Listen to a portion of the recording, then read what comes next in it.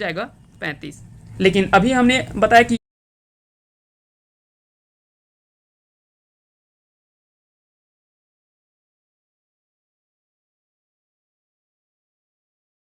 यहाँ पे 37 भी होता है, तो ये दो और कौन सा जुड़ता है।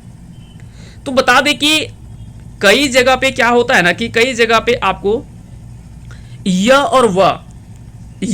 और व ये दोनों वर्णों का प्रयोग किया जाता है, कहीं पे नहीं किया जाता है।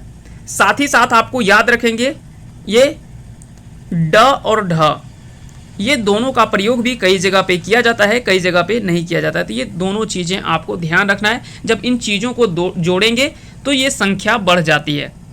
ठीक है, इसके अलावे 4 जो वो विशिष्ट व्यंजन भी होते हैं, उसके बारे में हम लोग आगे चर्चा करेंगे। तो ये सारी बातें आपको ध्यान रखना है। चलिए आगे बढ़ते हैं, आते हैं अगले सवाल पे। तो इसका आंसर क्या हो जाएगा जी? आंसर हो जाएगा इसका ऑप्शन बी, इसका राइट आंसर हो जाएगा। खोटा भाषाएं प्रयोग ना करल जाए, तो खोटा भाषा में किसका प्रयोग नहीं किया जाता है? तो न म ये सभी का प्रयोग तो होता है, लेकिन है ना मूर्धन्य श और मूर्धन्य न, इसका प्रयोग जो वो नहीं होता है खोटा में। बता दें कि तालव्य श और मूर्धन्य श ये दोनों का प्रयोग खोटा में नहीं होता है। इसके जगह पे धन है ना, इसका प्रयोग जो होता है दंत स का प्रयोग जो वो किया जाता है। ठीक है, तो इसका प्रयोग जो वो इस स का प्रयोग किया जाता है। मूर्धन्य श और तालव्य श ये दोनों का प्रयोग खोटा में नहीं किया जाता है। तो ये चीज़ें आपको ध्यान रखना है। जबकि न का मूर्धन्य न का प्रयोग नहीं होता है, इसके जगह पे दंत न का प्रयोग किया जाता है खोटा में, इसका प्रयोग खोटा में नहीं होता है। आगे बढ़ते हैं, आते हैं अगले सवाल पे। भाषा के सबसे छोटी इकाई है, तो भाषा की सबसे छोटी इकाई क्या होती है? तो भाषा की सबसे छोटी इकाई जो होती है उसे हम कहते हैं वर्ण कहते हैं। उसे हम क्या कहते हैं? उसे हम वर्ण कहते हैं। आंसर हो जाएगा ऑप्शन ए। अगला सवाल है कि खोटा भाषा में कितना स्वर वर्ण है? खोटा भाषा में कितना स्वर वर्ण है? तो खोटा भाषा में कुल 8 स्वर हैं। कितने स्वर हैं? स्वरों की संख्या 8 है। अ, अमिया अ, ह्रस्व इ, दीर्घ इ, ह्रस्व उ, दीर्घ उ, ए और ओ। ठीक है, ये हमने 8 लिख दिया। ये खोटा के 8 स्वर हैं। यहाँ पे आप 2 चीज़ों को मिस कर रहे होंगे। क्या 2 चीज़ मिस कर रहे हैं भाई? तो चलिए उन चीज़ों को भी हम बताने का प्रयास करते हैं। तो बता दें कि यहाँ पे जो 2 चीज़ आप मिस कर रहे हैं वो हो जाएगा आपका आय और औ। आय और औ, ये 2 चीज़ों को आप मिस कर रहे हैं, क्योंकि खोटा में ये दोनों का प्रयोग इस रूप में नहीं होता है। इसको हम लिखना चाहें तो इसे हम अई के रूप में लिखते हैं, और इसे हम लिखना चाहें तो औ के रूप में प्रयोग करते हैं। इसलिए इन चीज़ों को आपको याद रखना है। खोटा में कुल 8 स्वर होते हैं। आंसर हो जाएगा ऑप्शन सी। अगला सवाल है कि खोटा भाषा में कितना व्यंजन वर्ण है? खोटा भाषा में कितना व्यंजन वर्ण है? अब सवाल देखिए, ये क्या है ना कि आपको फंसा सकता है ऐसे में। अगर इस तरह का ऑप्शन आपको दे दे 27, 29, 31 और ये उपयुक्त सभी, ऐसा ऑप्शन दे दे तब तो आंसर डी होगा। लेकिन अगर इस तरह के ऑप्शन नहीं दिखे आपको, तो आपको इतना क्लोज भी ऑप्शन नहीं मिलेगा।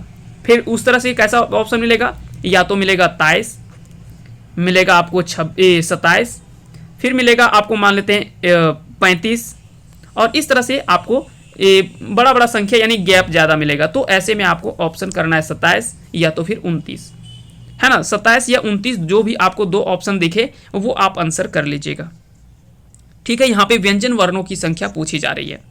लेकिन बता दें कि 4 विशिष्ट वर्ण भी होते हैं खोटा में, है ना, जिसको हम बोलते हैं नह, मह, लह और रह, है ना। इस तरह से आपको 4 विशिष्ट वर्ण बोला जाता है। इसको NH, MH, LH और RH, ये 4 जो है वो विशिष्ट वर्ण के रूप में देखने को मिलता है ना। ये खोटा में 4 अलग से प्रयोग इसका किया जाता है।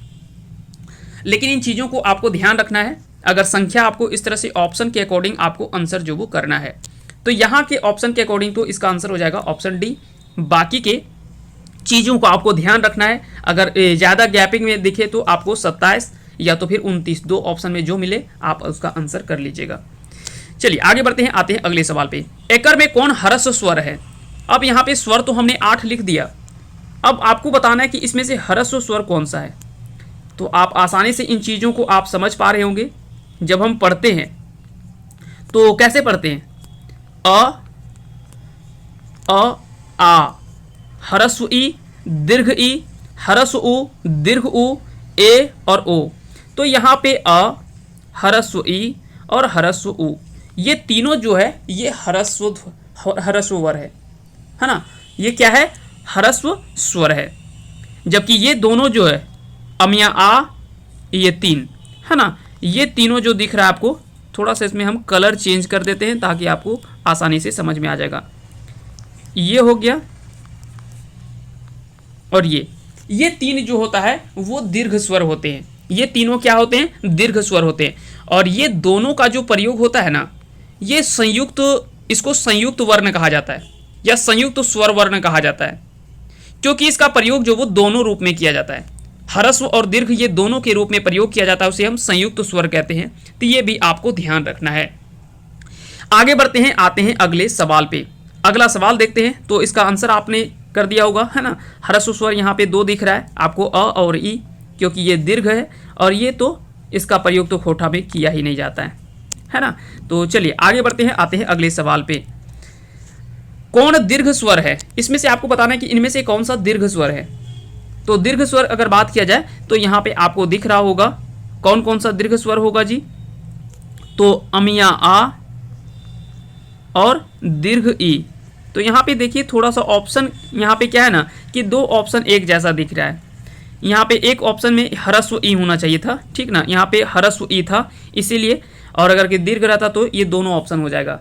तो आपको ध्यान रखना है यहाँ पे इसमें सिर्फ ह्रस्व ई है ना, इस तरह से ई है। तो पहला तो ऑप्शन नहीं होगा, इसका ऑप्शन जो वो बी इसका सही आंसर हो जाएगा, ठीक है। तो ये आपको ध्यान रखना है। चलिए आगे बढ़ते हैं, आते हैं अगले सवालों पे। अगला सवाल है, खोटा भाषा में प्रयोग नाय करल जाए। खोटा भाषा में किसका प्रयोग नहीं किया जाता है? तो इसमें से खोटा का जिसका प्रयोग नहीं होता है वो तालव्य श और मूर्धन्य श, है ना। ये दोनों स का प्रयोग जो खोटा में नहीं किया जाता है, जबकि इया का प्रयोग होता है खोटा में, आप लोग याद रखेंगे। सवर्ण वर्ण है। तो सवर्ण वर्ण क्या होता है इसके बारे में आपको बताना है। इनमें से कौन सा एक सवर्ण वर्ण है? सवर्ण वर्ण होता क्या है भाई? ये भी आप एक सवाल यहाँ पे भी है कि सवर्ण वर्ण आखिर में होता क्या है। तो इसे हम सजातीय वर्ण कहते हैं। इसे हम क्या कहते हैं? सजातीय कहते हैं। तो यहाँ पे एक सजातीय का अर्थ क्या है? समान जाति। और समान जाति देखिए आपको कहाँ दिख रहा है? अ और आ, ये देखिए दोनों में समान जाति है। यहाँ पे एक अ जाति है, एक उ जाति है, एक यहाँ पे ए जाति है, एक यहाँ पे अ जाति है। तो ये जाति अलग अलग दिख रहा है ना। तो याद रखेंगे सवर्ण वर्ण किसे कहा जाता है? इसे हम सजातीय कहते हैं। इसे हम क्या कहते हैं? सजातीय कहते हैं। और सजातीय किसे कहा जाता है? जैसे अ और आ, ह्रस्व उ और दीर्घ उ, ये दोनों क्या है? सजातीय वर्ण है। ठीक उसी प्रकार से ए और आय, ठीक है। तो ये सभी क्या है कि सजातीय वर्ण होते हैं, सजातीय वर्ण होते हैं। तो ये आपको ध्यान रखना है। आगे बढ़ते हैं, आते हैं अगले सवाल पे। सवर्ण के कहल जा है। तो सवर्ण को क्या कहा जाता है जी? तो इसे सजातीय कहा जाता है। इसे क्या कहा जाता है? सजातीय कहा जाता है। अगला सवाल है कि असवर्ण वर्ण है। अब असवर्ण क्या है? जो सवर्ण नहीं है, यानी जो सजातीय नहीं है, या तो इसे विजातीय भी कह सकते हैं, सजातीय नहीं तो इसे विजातीय कह सकते हैं, है ना। तो इसे हम कब कहेंगे? जब समान वर्ण नहीं हो। तो देखिए यहाँ पे तो समान वर्ण दिखाई दे रहा है, ई और ई ये भी समान दिख रहा है।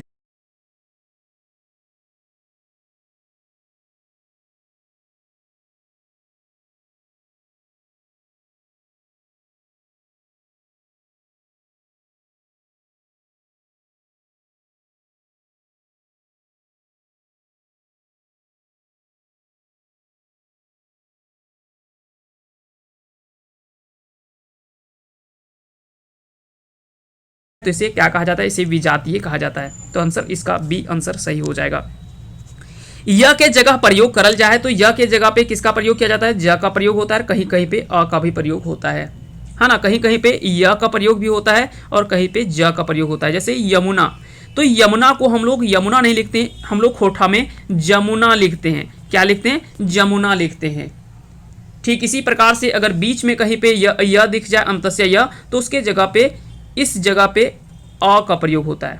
ये भी आपको याद रखना है। कई बार हम लोग क्या है कि ई का प्रयोग होते हैं। जैसे हम लोग लिखते हैं खोठा में यार, तो इसको खोठा में अगर लिखना हो, जैसे हिंदी में बोलते हैं ना यार, तो इसको यार बोला जाता है। क्या बोला जाता है? यार।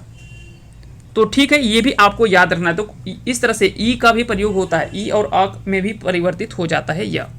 तो ये दोनों चीज़ें आपको याद रखना है। तो इसका आंसर क्या हो जाएगा? आंसर जो वो सी हो जाएगा, यानी दोनों का प्रयोग किया जाता है इस रूप। खोठा भाषा में व्यंजन के प्रकार है।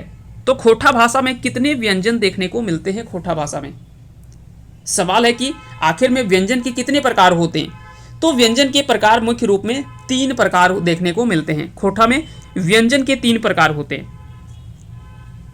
पहले तो हमने वर्ण का 2 बताया। वर्ण जो होते हैं वो कितने प्रकार के होते हैं? 2 होते हैं। एक होता है स्वर और दूसरा होता है व्यंजन। क्लियर हो गया? स्वर में हमने क्या देखा? एक ह्रस्व स्वर देखा, एक हमने दीर्घ स्वर देखा और एक हमने संयुक्त स्वर देखा। 3 स्वर वहां पे हमने चर्चा किया। व्यंजन में क्या होता है? व्यंजन भी 3 प्रकार के होते हैं। कौन कौन से? स्पर्श व्यंजन, अंतस्थ व्यंजन और ऊष्म व्यंजन। हालांकि इसके अलावे भी आपको अगर देखा जाए तो कुछ कुछ वर्णों का व्यंजनों का प्रयोग जो वो खोठा नहीं हिंदी में किया जाता है। लेकिन आपको व्यंजन हिंदी में या खोठा में अगर बात करें, जब खोठा में बात करते हैं तो मुख्य रूप में हम लोग 3 व्यंजन के बारे में हमको याद रखना होता है। ठीक है, स्पर्श व्यंजन, अंतस्थ व्यंजन और ऊष्म व्यंजन। ठीक है, तो ये आपको याद रखना है। स्पर्श व्यंजन में क्या आता है जी? अब सवाल उठता है कि आखिर में स्पर्श व्यंजन में होता क्या है? स्पर्श व्यंजन किसे कहते हैं? तो स्पर्श व्यंजन की बात करें तो ये कहलाता है, जो स्पर्श व्यंजन कहलाता है खोठा के अनुसार से। ठीक है, उसके अलावा अंतस्थ व्यंजन आपको पता होगा, ऊष्म व्यंजन इसके बारे में आपको पता होगा। उसके अलावा आगत, कहीं पे एक आगत व्यंजन का भी प्रयोग किया जाता है, जिसमें से आता है आपका, एक है ज और एक आता है फ, है ना। ये जो है वो आगत व्यंजन के अंतर्गत आते हैं। तो ये भी आपको ध्यान रखना है। यहाँ पे मुख्य रूप में इसका आंसर जो हो जाएगा वो हो जाएगा 3, इसका सही आंसर हो जाएगा। अगला सवाल है कि क वर्ग संबंधित है। क वर्ग का संबंध किससे है? क का उच्चारण जो होता है, क वर्ग का उच्चारण जो होता है वो कहाँ से होता है? तो क वर्ग का उच्चारण जो होता है वो कहाँ से होता है? कंठ से उच्चारण होता है। कहाँ से होता है? कंठ से इसका उच्चारण होता है। ठीक है, तो याद रखेंगे, इसका आंसर हो जाएगा ऑप्शन ए। क वर्ग में व्यंजन वर्ण पावल जा है। क वर्ग में व्यंजन वर्ण पावल जा है। तो क वर्ग में कौन कौन से व्यंजन वर्ण पाए जाते हैं? तो क वर्ग में आप सभी को पता है क, ख, ग, घ, क्योंकि अंगा का प्रयोग तो होता नहीं है खोठा में, इसलिए इसका प्रयोग तो नहीं होगा। तो इसका आंसर हो जाएगा ऑप्शन डी, इसका राइट आंसर हो जाएगा। अगला सवाल कि ट वर्ग संबंधित है। ट वर्ग का संबंध किससे है? तो ट, ठ, ड, ढ मूर्धन्य। मूर्धन्य हम लोग पढ़ते हैं ना, इसको हम मूर्धन्य न पढ़ते हैं, मूर्धन्य न, है ना, इसको पढ़ते हैं मूर्धन्य न। तो मूर्धन्य का प्रयोग इसका करते हैं, तो इसका उच्चारण जो होता है वो कहाँ से होता है? मूर्धन्य, मूर्धा से होता है। ठीक है, क वर्ग जो होता है वो कंठ से होता है। क वर्ग का तालु से किसका उच्चारण होता है जी? तो तालु से च वर्ग का उच्चारण होता है। जबकि दंत न, त, थ, द, ध, है ना, त वर्ग जो होता है वो दंत से इसका उच्चारण किया जाता है। चलिए आगे बढ़ते हैं। अगला सवाल भी आपसे इसी से रिलेटेड है। त वर्ग संबंधित है। तो त वर्ग का संबंध किससे है? तो त वर्ग का संबंध त, थ, द, ध, दंत न, दंत न, तो दंत से है। इसका आंसर हो जाएगा ऑप्शन बी। 24 का ऑप्शन बी इसका सही आंसर हो जाएगा। अगला सवाल है कि मूर्धा कर उच्चारण हव है। तो मूर्धन्य का उच्चारण जो वो कहाँ से होता है? इसका आंसर आप लोग याद रखेंगे, तालु के ऊपर से जो वो मूर्धन्य का उच्चारण होता है। तो मूर्धन्य का उच्चारण जो होता है वो तालु के ऊपर से होता है। अगला सवाल है च वर्ग संबंधित है। च वर्ग किससे संबंधित है? तो च वर्ग हमने पहले बता दिया, ये तालु से संबंधित है। किससे संबंधित है? तालु से संबंधित है। प वर्ग का उच्चारण होता है। प वर्ग का संबंध किससे है? तो प जब आप पढ़ेंगे प, फ, ब, भ, मत, देखिएगा ओठ आपका जो वो सटेगा, है ना, प, फ, ब, भ। तो इस तरह से जब आप पढ़ेंगे तो ओठ देखिएगा आपका चल रहा होता है। तो ऐसे में चीज़ों को आप आसानी से याद रख सकते हैं। जैसे हम लोग पढ़ते हैं ट, ठ, ड, ढ, मूर्धन्य, मूर्धन्य न, तो इस तरह से पढ़ते हैं तो याद रखेंगे ये मूर्धन्य से प्रयोग होता है। ठीक उसी प्रकार से त, थ, द, ध, दंतना, दंतना पढ़ते हैं, बहुत लोग दंतना पढ़ते हैं, जबकि एक्चुअल में दंत्य न होता है इसका उच्चारण। क्या होता है, दंत्य न का उच्चारण होता है इस तरह से। ठीक है, तो इस तरह से भी चीजों को आप याद रख सकते हैं। क वर्ग लिखा हुआ है तो क से कंठ और क से क वर्ग, तो ये आप आसानी से याद रख लेंगे। च छ ज झ यहाँ तो वो तालु से उसका उच्चारण होता है, तालव्य, उसको तालव्य वर्ण कहा जाता है ना। तो ये सारी चीजें आपको ध्यान रखना है। जीभ, तालु, दांत और ओठ के ऐसे उच्चारण भेल है, तो आपको याद रखना है जीभ, तालु, दांत और ओठ से उच्चारण भेल है, तो इसका सही आंसर हो जाएगा अंतस्थ का। इसका क्या आंसर हो जाएगा, अंतस्थ का। तो अंतस्थ का उच्चारण जो हुआ है वो जीभ, तालु, दांत और ओठ से उच्चारण जो वो हुआ है। क्लियर हो गया। आगे बढ़ते हैं, आते हैं अगले सवाल पे। खोटा भाषा में कई गो अंतस्थ वर्ण पावल जा है। खोटा में कई गो अंतस्थ वर्ण पावल जा है, तो इसका आंसर क्या हो जाएगा, इसका आंसर हो जाएगा ऑप्शन बी यानी 4। अंतस्थ, अंतस्थ्य, र, ल, व, ये सभी क्या है, अंतस्थ वर्ण है ना। ये क्या है, अंतस्थ वर्ण है, तो ये आपको ध्यान रखना है। तो इसका आंसर क्या हो जाएगा जी, इसका आंसर हो जाएगा ऑप्शन बी, इसका राइट आंसर हो जाएगा यानी 4। और हम लोग यहाँ पे खोटा के अकॉर्डिंग बात कर रहे हैं। कुछ लोग अगर हिंदी पढ़े होंगे तो आपका हो सकता है कि कुछ आगे पीछे हो सकता है, लेकिन हम लोग मुख्य रूप में खोटा पढ़ रहे हैं, इसीलिए हम लोग जो भी पढ़ रहे हैं वो खोटा के अकॉर्डिंग पढ़ रहे हैं। ठीक है, तो चीज़ों को आपको ध्यान रखते हुए आगे बढ़ना है। अगला सवाल है कि खोटा में व के जगह प्रयोग करल जाए, तो खोटा में व का प्रयोग जो वो किस रूप में किया जाता है, तो व का प्रयोग ब में भी होता है और ओ के रूप में भी होता है। कैसे, एक एग्जाम्पल हम लोग लिखते हैं, जैसे वकील। एक हमने लिखा वकील, तो वकील को कई जगह पे वकील भी लिखा जाता है, वकील, या तो फिर ओकिल, या तो फिर इसे ओकिल भी बोला जाता है ना, इसे ओकिल भी बोला जाता है। तो ये दोनों चीज़ों को आपको ध्यान रखना है। तो ये दोनों चीज़ें आपको ध्यान रखते हुए आगे बढ़ना है, तो इसका आंसर हो जाएगा ऑप्शन सी। अगला सवाल है कि खोटा में स के जगह प्रयोग करल जा है, तो खोटा में इस स के जगह पे किसका प्रयोग होता है, इस जगह पे केवल स का प्रयोग, इस स का प्रयोग होता है। ठीक है, ये आपको याद रखना है। तालव्य श और मूर्धन्य श, इस स का प्रयोग भी नहीं होता है और इस स का भी प्रयोग नहीं होता है खोटा में, केवल दंत स का प्रयोग जो वो खोटा में किया जाता है। तो इसलिए आंसर ए जो है वो सही आंसर हो जाएगा। खोटा स के जगह प्रयोग भवो है, तो इस स के जगह पे भी हमने पहले बता दिया केवल इस स का प्रयोग ही होता है, तो है ना, तालव्य श हो या तो फिर मूर्धन्य श हो, ये दोनों स का प्रयोग नहीं होता है, इसके जगह पे केवल दंत स का प्रयोग होता है। और कई जगह पे इसके जगह पे ख का भी प्रयोग होता है ना, इसके जगह पे ख का भी प्रयोग होता है। जैसे एक एग्जाम्पल हम लिख लेते हैं, जैसे हमने एक एग्जाम्पल लिखा परीक्षा, नहीं स आ रहा है ना, चलिए धनुष, कोई बात नहीं, धनुष, तो इसको हम क्या लिखते हैं, एक तो हम धनुष इस तरह से लिख सकते हैं, या तो फिर इसे हम धनुख भी पढ़ते हैं, इसे हम क्या लिखते हैं, धनुख भी पढ़ते हैं। तो ये दोनों चीजें आपको याद रखना है, इस स का प्रयोग इस स में भी होता है और इसका प्रयोग जो वो ख के रूप में भी होता है, तो इसलिए इसका आंसर जो हो जाएगा वो ऑप्शन सी इसका सही आंसर हो जाएगा। तो ये चीजों को आपको ध्यान रखते हुए आगे बढ़ना है। अगला सवाल है कि हरेक वर्ग के पहला, तीसरा और पांचवा वर्ग के कहल जा है, तो हरेक वर्ग का पहला, तीसरा और पांचवा वर्ग जो होता है, वर्ण जो होता है, वर्ग नहीं होगा वर्ण होगा, हरेक वर्ग के पहला, तीसरा और पांचवा वर्ण कहल जा है, तो ये तीनों जो होते हैं वो क्या कहलाते हैं, ये तीनों जो वो अल्प प्राण कहलाते हैं। इसे हम क्या कहते हैं, अल्प प्राण कहते हैं। जैसे एक हमने लिखा वर्ग एक, क, ख, ग, घ और अंगा, तो देखिए इसमें से पहला, तीसरा और पांचवा, ये तीनों वर्ण जो है वो क्या कहलाता है जी, अल्प प्राण कहलाता है। ये क्या कहलाता है, ये तीनों अल्प प्राण कहलाता है। जबकि दूसरा और चौथा ये दोनों जो होता है वो क्या कहलाता है, ये दोनों महाप्राण कहलाता है। तो ये चीज़ों को आपको ध्यान रखना है। पहला, तीसरा और पांचवा जो होता है वो अल्प प्राण कहलाता है और दूसरा, चौथा जो होता है वो महाप्राण कहलाता है। यहाँ पे चीज़ों को समझने के लिए आपको 2-3 चीज़ याद रखना होगा। जब आप क पढ़ते हैं ना, तो उसमें से हवा जो निकलता है मुंह से वो थोड़ा सा निकलता है, और जब हम लोग ख पढ़ते हैं तो अधिक हवा जो वो मुंह से हमारा निकलता है। और भी कई तरीके हैं इसको पहचानने के लिए, है ना, तो उसके बारे में हम लोग आगे बात करेंगे।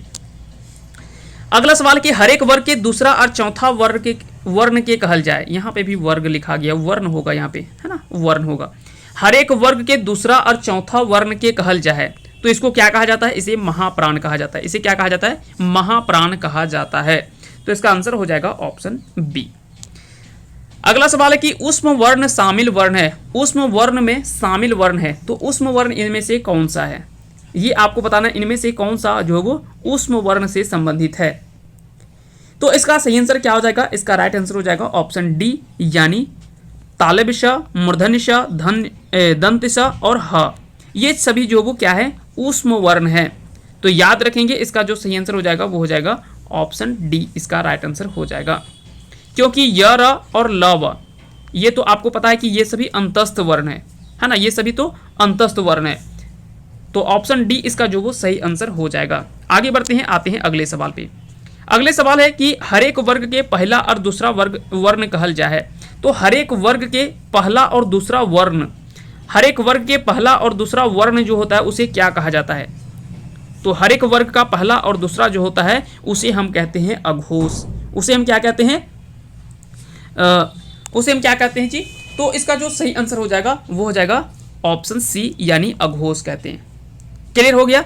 तो हर एक वर्ग का जैसे हम एक एग्जांपल लिखते हैं, क, ख, ग, घ और अंगा। तो देखिए यहाँ पे पहला और दूसरा ये दो जो है इसे हम क्या कहते हैं, इसे हम कहते हैं अघोष। क्या कहते हैं, इसे हम कहते हैं अघोष। जबकि तीसरा, चौथा और पांचवा, तीसरा, चौथा, पांचवा जो होता है इसे हम कहते हैं घोष। इसे हम क्या कहते हैं, घोष कहते हैं।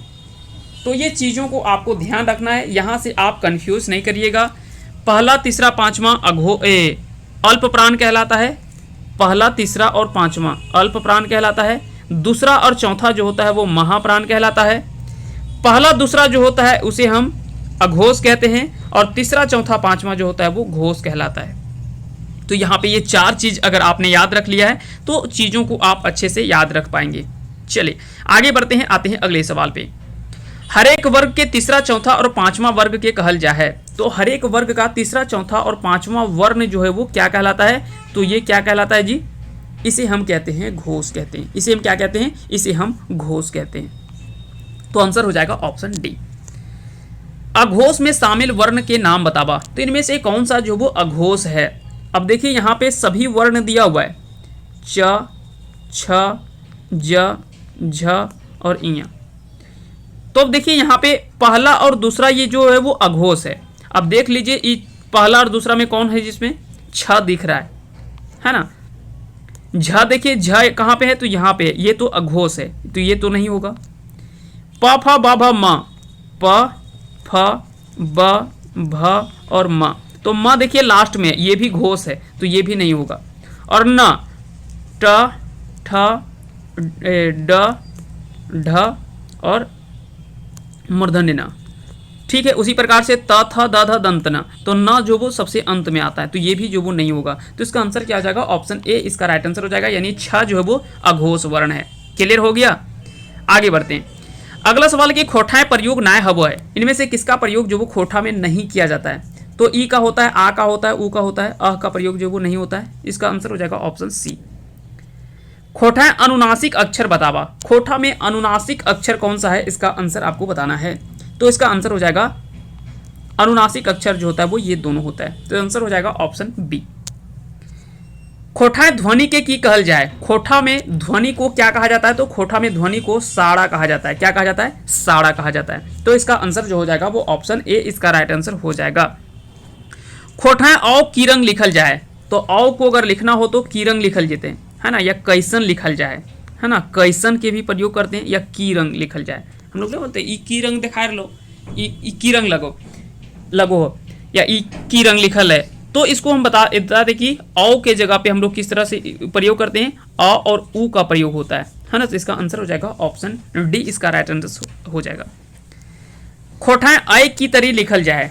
तो खोठाएं आय जो वो किस तरह से लिखल जाए, तो हमने इसे पहले बता दिया कि इसे अ और ई के रूप में लिखा जाता है। इसके लिए इसका आंसर हो जाएगा ऑप्शन ए। खोठाएं ई कर प्रयोग कौन रूप में हबो है। तो खोठा में दीर्घ ई का प्रयोग जो वो किस रूप में होता है, दीर्घ ई का प्रयोग जो वो खोठा में किस रूप में किया जाता है। तो ये आपको बताना है कि इसका प्रयोग जो वो किस रूप में किया जाता है। तो बता दें कि यह सर्वनाम के रूप में होता है। किसका रूप में होता है, सर्वनाम के रूप में प्रयोग किया जाता है। जैसे ई हमर भाई हकै, ई हमर भाई हकै। ठीक है, तो यहाँ पे हम लिख रहे हैं ई हमर भाई हकै। तो यहाँ पे ई का प्रयोग जो कर रहे हैं वो यहाँ पे दीर्घ ई का प्रयोग कर रहे हैं, लेकिन अगर यहीं पे हम ई के जगह पे हमने लिख देता क्या, रोहन हमर भाई हकै, रोहन हमर भाई हकै, तो रोहन यहाँ पे संज्ञा है और इसके जगह पे ई का प्रयोग कर रहे हैं वो क्या है, ये सर्वनाम कहलाता है ना। तो ये आपको याद रखना है। तो सर्वनाम के रूप में जो वो दीर्घ ई का प्रयोग जो वो होता है, और कई बार स्वतंत्र रूप में भी खोटा का प्रयोग जो वो किया जाता है, स्वतंत्र रूप में। जैसे हम लोग बोलते हैं कि ई, सिर्फ ई जो वो स्वतंत्र रूप में प्रयोग किया जा रहा है, जैसे ई सभे यानी ये सभी।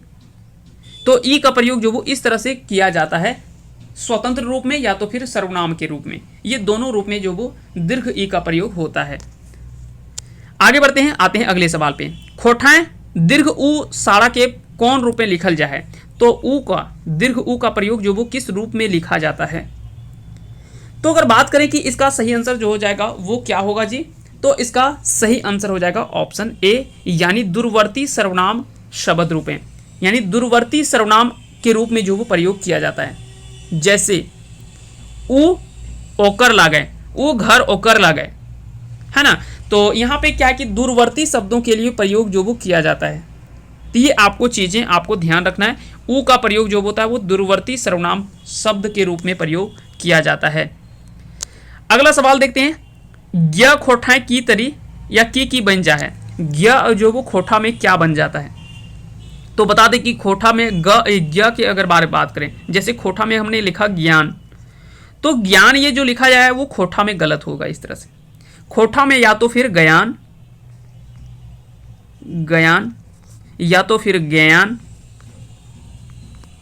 ज्ञान, या तो फिर ज्ञान, इस तरह से लिखा जा सकता है, लेकिन ये जो वो खोठा में गलत है।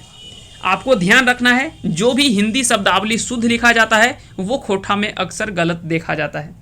तो आप ये नहीं देखिएगा कि खोठा में ये सही होगा या हिंदी में सही है, तो जरूरी नहीं कि खोठा में भी वो सही होगा। हिंदी और खोठा ये दोनों का वर्ण जो वो अलग अलग है। भले चीज़ों का कंसेप्ट थोड़ा बहुत मिलता है, बहुत कुछ कंसेप्ट जो वो हिंदी खोठा का मिलता है, लेकिन सब जगह नहीं मिलता है। तो ये आपको ध्यान रखना है। तो इसका आंसर आप लोगों को याद रखना है, इसका आंसर हो जाएगा ऑप्शन बी, इसका राइट आंसर हो जाएगा। आते हैं अगले सवाल पे। एकर में कौन कौन खोठाक आपन महाप्राण ध्वनि हकै। तो यहाँ पे अपना अपना महाप्राण ध्वनि साड़ा जो वो कौन सा है, तो इसके बारे में आपको बताया जा रहा है। तो इसका याद रखना है, इसका आंसर हो जाएगा ऑप्शन डी, ये जो वो आपन महाप्राण ध्वनि हकै। तो इसका आंसर हो जाएगा, जैसे NH हमने पहले बताया, NH, MH, LH और RH, है ना। तो ये चार आपको याद रखना है। खोठा यह शब्द एक आगू की रंग भेजा है। अगर खोठा यह जो वो शब्द के आगू में हो तो वो किस रूप में परिवर्तित हो जाता है, तो वो ज और ई के रूप में परिवर्तित हो जाता है। जैसे हमने पहले बताया, एक हमने लिखा है क्या, यमुना बताया था, जो कि जमुना हो जाता है। एक तो जमुना हो गया यमुना से, और एक होगा याद। तो याद, याद को हम लोग किस तरह से लिखते हैं, याद, याद, या तो फिर यार, यार को हम लोग क्या लिखते हैं, यार लिखते हैं, यार, बोलने यार। तो यार यहाँ पे ये जो वो नहीं लिखा जाता है खोठा में, याद नहीं लिखा जाता है इस तरह से। यमुना जो वो खोठा में नहीं लिखा जाता है, यमुना भी खोठा में जो वो गलत होता है, जमुना लिखते हैं इसको। क्लियर हो गया।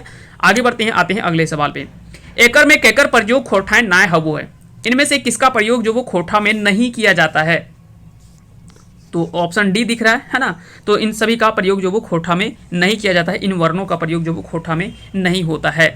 ये आपको याद रखना है। इस न के बदले में इस न का प्रयोग होता है, और ये दोनों स के बदले में दंत स का प्रयोग होता है, और इसके जगह पे दंत न का प्रयोग होता है। ठीक है, आगे बढ़ते हैं।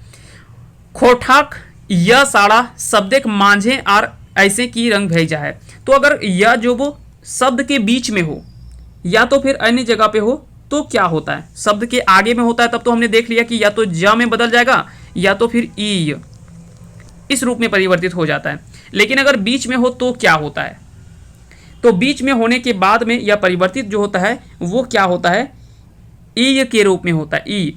तो इसका आंसर जो हो जाएगा वो ऑप्शन सी हो जाएगा। ठीक है, जैसे प्यार, तो प्यार को हम लोग क्या करते हैं, प्यार लिखते हैं ना, प्यार।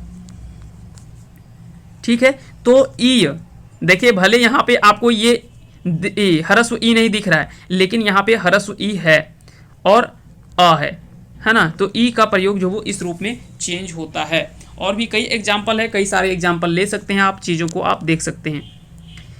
अगला सवाल है कि खोठक लतारें सही विकल्प के छांटा। इनमें से सही विकल्प आपको छांटना कि कौन सा खोठा के आधार पे सही है। तो वर्षा ये गलत है, ये भी वर्षा गलत है, ये भी वर्षा गलत है। इसका आंसर जो हो जाएगा वो ऑप्शन ए जो वो सही आंसर हो जाएगा, क्योंकि पहले हमने बता दिया कि इस स के है ना, मूर्धन्य श के जगह पे आपको दंत स का प्रयोग होता है, दंत स का प्रयोग होता है, या तो फिर इसके जगह पे ख का प्रयोग होता है। तो ये दोनों का प्रयोग जो वो होता है, इसका प्रयोग जो वो खोठा में नहीं होता है ना। आगे बढ़ते हैं, इसका आंसर क्या हो जाएगा, ऑप्शन ए इसका राइट आंसर हो जाएगा।